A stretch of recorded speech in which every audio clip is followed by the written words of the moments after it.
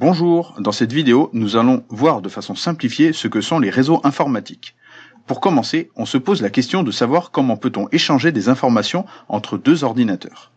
Avec une clé USB, on peut transférer les fichiers d'un ordinateur à l'autre, mais c'est fastidieux. L'autre solution, c'est de relier les ordinateurs entre eux. On a vu dans une autre vidéo qu'il fallait des cartes réseau placées à l'intérieur des ordinateurs et que l'information peut voyager par les câbles réseau, par la Wi-Fi, par la fibre optique, etc. Dans tous les cas, si les ordinateurs sont reliés, on a ce que l'on appelle un réseau informatique. Bon, là c'est bien beau, mais on n'a que 2 prises réseau. Mais comment fait-on pour relier plus de 3 ordinateurs? Eh bien la solution, c'est d'utiliser un commutateur, une sorte de prise multiple réseau. On va pouvoir brancher 1, 2, 3, 10 ordinateurs, et même une imprimante réseau, ou encore un serveur informatique. Très pratique, car les données qu'il contient seront accessibles par tous les ordinateurs du réseau. On peut également connecter un point d'accès Wi-Fi qui permettra de relier des portables, tablettes, smartphones en Wi-Fi. Le réseau que l'on a ici s'appelle un réseau local. En anglais, on dit LAN, Local Area Network. C'est ce genre de réseau que l'on trouve dans les entreprises ou dans un établissement scolaire. Dans le cas où on a un deuxième réseau local assez proche que l'on souhaite connecter au premier.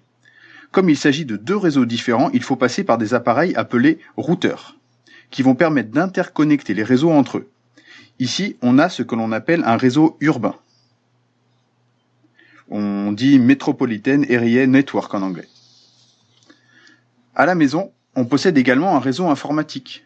Sauf qu'au niveau du matériel, le routeur, le commutateur et le point d'accès Wi-Fi sont réunis dans un seul appareil, que l'on appelle la fameuse box, qui veut dire en anglais boîte. Et dedans, il y a un routeur, un commutateur et un point d'accès Wi-Fi.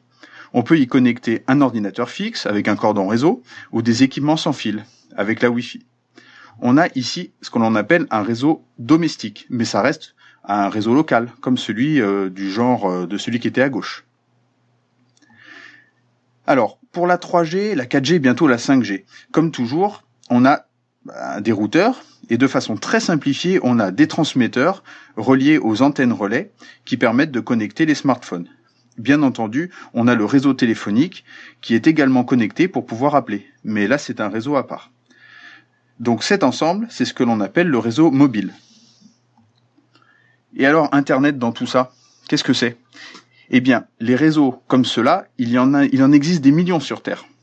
Il n'y a qu'à ajouter celui du voisin, par exemple, auquel il faut ajouter les réseaux des très nombreux sites web, comme par exemple Wikipédia, Google, etc.